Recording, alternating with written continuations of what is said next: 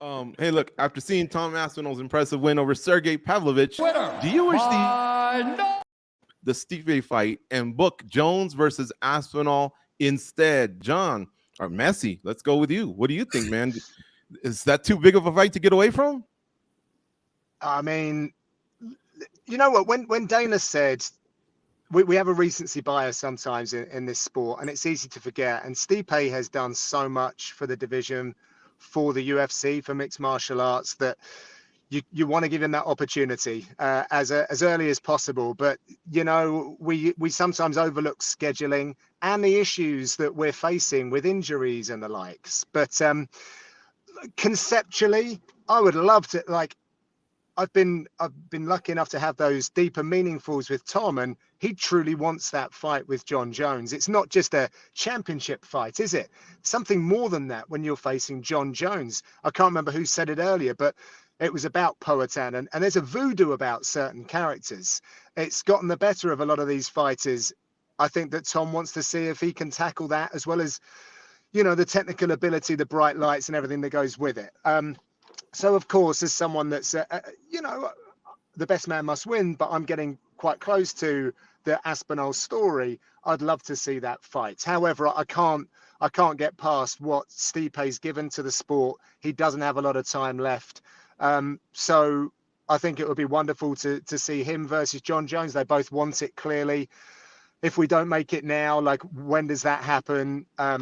You know, we want everything right now. Is just not fair, is it? But there's just so many other factors, and what Mike was saying earlier, that feed into how this all shakes out.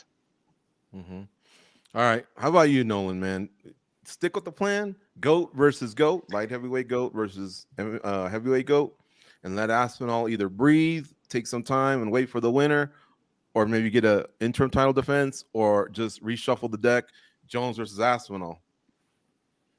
Yeah, I'm a little surprised that this Jones-Stipe fight is getting kind of some negative feelings from the hardcores as much as it is. Like, I think it's more a reflection of the interestingness of Jon versus Tom Aspinall than it is a reflection of Jon versus Stipe. But it seems like it's kind of being hated on the Jon-Stipe fight. For me, at this point in time, I mean, everybody was in agreement coming into this scenario, you know, this kind of logistical nightmare of the UFC having to book an interim title fight on short notice. So for me, I mean, what are they going to do? Are they going to go back on their word to, you know, kind of disrespect someone who a lot of people think was the greatest heavyweight of all time? I don't think so. I mean, it would be totally unfair for them to go back on that word. I mean, this is really what it seems like the only fight that Stipe is really kind of interested in taking at this point in time. I'm not sure that he would come back for another one if this was not the option. So for me, there is the GOAT versus GOAT aspect. I think business-wise, I think we obviously know which one of these two will probably draw more of those external MMA fans and even some of the casuals. So I think you got to run Jon versus Stipe. I know it's unfortunate that Tom Aspinall might be waiting, you know, a year or so, but it was kind of interesting that Dana didn't rule out Tom defending the interim title before this fight takes place. And I know conceptually that kind of doesn't make sense and whatever, but that's the world we live in right now. And I think they just got to follow through with the plan and get some more stability moving in this division. Okay. Mike, how about you, man? What are your thoughts with what they should do with the heavyweight division? It's complicated, but it's fun to talk about, man. We got a lot of bodies to move around. Yeah, it is complicated for sure. I tend to agree with kind of what Nolan said there in a lot of ways. I mean, we should have had Jon and Stipe on Saturday, right? And it's not Stipe's fault that didn't happen. He was there. He was in the crowd. I assume he would have been ready to fight if, you know, Jon Jones didn't suffer his injury. So that makes it really hard to take this back from him. But if you're just looking at it from like a, you know, I guess the hardcore MMA fan side, the significance of the sport, every day that goes by, a win for Jon Jones over Stipe feels like it's somewhat less meaningful. I mean, I know if at the end of Jon Jones's career, you just look at the resume and you look at the names on it, having Stipe on there is just going to elevate it for sure. But once you put like the context behind it, the fact that he'll be 41 years old when this fight happens, assuming there's no more delays and there's not another injury when it gets rescheduled or anything, it'll be like a 3-year layoff for him coming off a knockout loss, like almost 4+ years since he had won a fight. it definitely doesn't have the same, cachet around the win if he had been, taking the title from Stipe, or if he had been freshly removed from losing it, something like that, or coming off a big win. So that I think that's what takes the edge off it for a lot of people. We're not getting this fight in 2018. We're getting it in 2024. So that's what takes some of the edge. And then you have Tom Aspinall out there doing what he's been doing and looking absolutely spectacular and looking like he is the next generation of heavyweight. Something that is even an enhanced version of what Stipe Miocic was in his prime in a lot of ways, if you kind of look at their skill sets. So yeah, like on paper, the Tom Aspinall fight is much more intriguing, but I understand the legacy element of it, all that stuff, why they want to move forward with it. And you kind of get to put those two names, Jones, Miocic, on the marquee. We're doing our countdown of the greatest fighters in UFC history. They're both like top 10 guys. So I understand why it's a meaningful fight for the UFC to want to make. But when you put it in context, I understand some of the appeal being gone. Everything all the guys said, Simon, is so true, right? But isn't Dana the one that also says, hey, sticking around and waiting isn't always the best thing? We got to keep things moving forward. What are your thoughts? Yeah, I mean, I think Mike just hit a whole bunch of points there that I would have made. And so I can't go there anymore because he put it perfectly. I'll just add this, like the whole intrigue to me at this point with Jon Jones, can anybody beat him? And I don't, Stipe is not going to beat Jon Jones. I'll just say that now. I see that fight playing out. By the time they fight, he's 42 years old. He's, more than 3 years inactive. He's rusty for all the reasons. Like, I see Jon Jones outclassing him, over the course of 5 rounds or getting a finish. So to me, there's no appeal there of Jon Jones, of the threat of Jon Jones getting beat. The reason why we were intrigued, at least I was, by the Cyril Gane fight was because you thought Cyril Gane would have posed a threat. It didn't play out that way. Jon, dominated that fight and it was what it was. But the intrigue there was a great athlete in the cage with Jon Jones.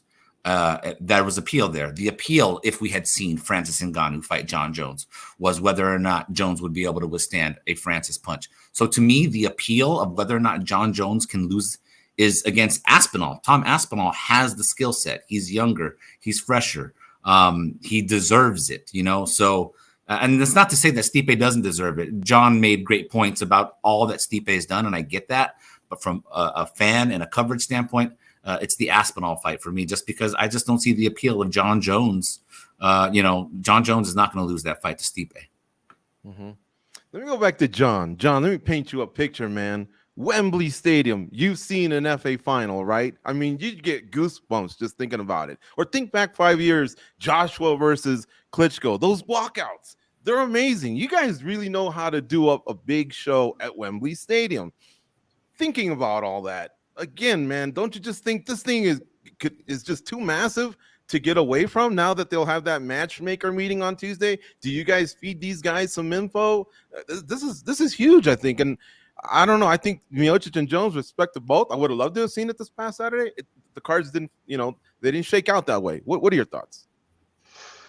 Well, so what you said, there's a few things in that, right? So how long's Jones away till? It's the summertime before he comes back. So will Tom look to stick around, just for that fight all through the rest of the year? I don't know. I think he's young and he's quite active, but he's also business savvy. So that's a possibility.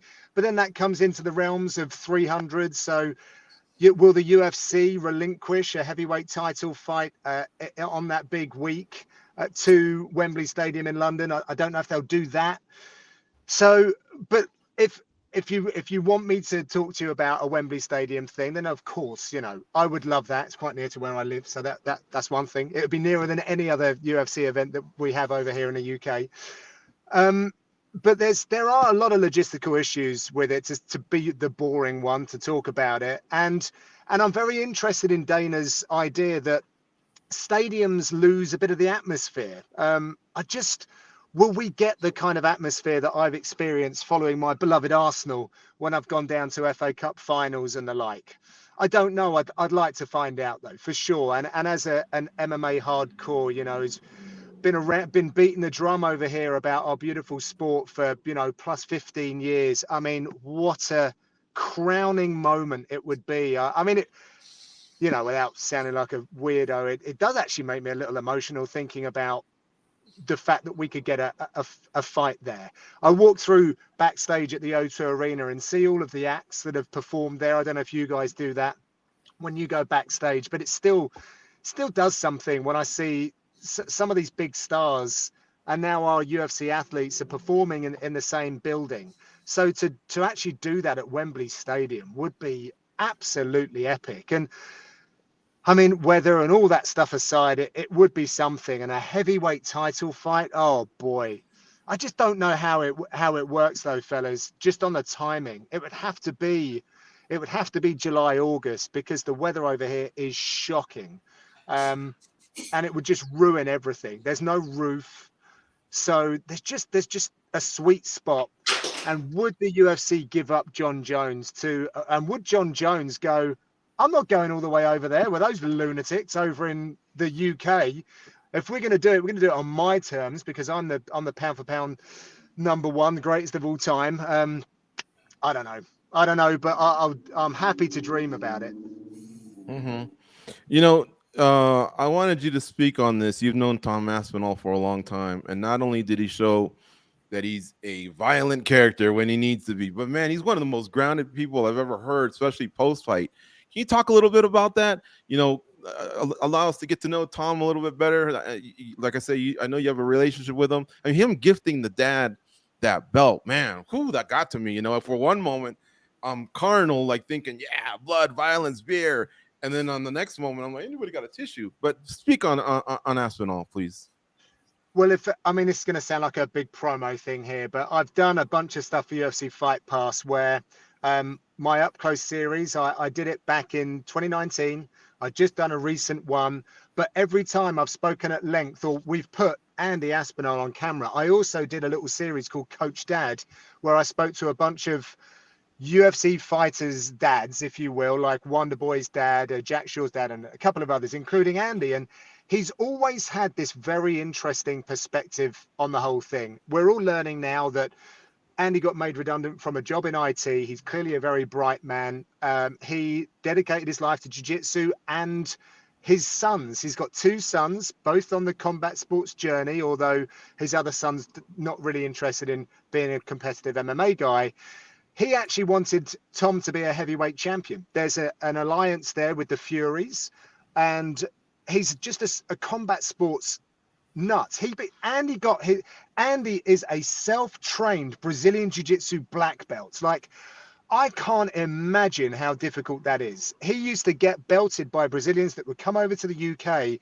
He would attend a seminar as a white belt, whatever, and then he would deal with their students who they're bringing with them, and they say, you're not a white belt, you're not a blue belt, you're not, and they would start giving him higher rankings. And that's how he achieved his black belt. He studied like the body, like physiological stuff, to understand the manipulation of joints, etc. And this reverse engineering of grappling and his alliance with the Furies, who are obviously, you know, the very best in boxing over here. He's just, without the job, he's been able to take all of this and funnel it onto Tom. And a funny part, uncomfortable, funny, just northern, dry sense of humor soundbite that I took from my latest thing that I did Up Close with Tom was his dad just said, like, essentially, I like all these other guys, but I'm not watching them. This was talking about a sparring session. He says, I'm here to watch Tom. I don't really care about anyone else. I'm here for my son. Like, I need to know that he's going to be safe. And this is heavyweight fighting. And at the same time, he just makes it very simple. He'll say, it's just a fight. It's just a fight. And who knows what's going to happen. And he and Tom, you'll always hear them say heavyweight MMA is almost a different sport. And they've never changed from that. And they've just kept it real simple. Every time I speak to Tom to turn it onto the attention onto him, he's always interested in my opinion. You know, not that I have a great opinion or vast technical knowledge of stuff, but he's just interested. He loves this sport. He tried boxing just because he wasn't getting a look and a shake in MMA, but he didn't like the dishonesty of boxing and the way that it was, and he'd have to pay his opponent to fight professionally. So he came back to MMA. Just the whole story just smacks He loves this. He honestly loves martial arts and self-development, still willing to learn, has looked at the holes in his game, but he has been built brick by brick for this by his dad, alongside his brother, obviously with the help of others like Colin Heron has been a part of the journey. Recently, Rico Verhoeven and the coaches over there. Oh God, I'm really sorry. I've forgotten his name. But yeah, it's just wholesome. It's wholesome stuff. And I'm so happy to see good people get this success. And to hear that Tom was carrying an injury going into that fight as well, it just makes it even more outstanding, because Sergey Pavlovich is a terrifying human being, a very dangerous one. He's not going anywhere, by the way. He's still in the conversation for sure. Heavyweight MMA UFC division is so exciting right now. And I'm proud for the UK that they've got another incredible role model alongside Leon Edwards for the newcomers to this sport. Of course, we've got Michael, and I must give a nod to Michael as well. But right now, guys can have a look at these fellas in the gym and go, I want to be like that guy who talks so very nicely, as you pointed out. I don't need to be a character like Connor, unless, of course, that's your natural persona. And I just love everything about it, really. And Tom's crossing over. He's getting mainstream attention. Bloody good luck to him, as we would say over here. He's a jolly nice fella.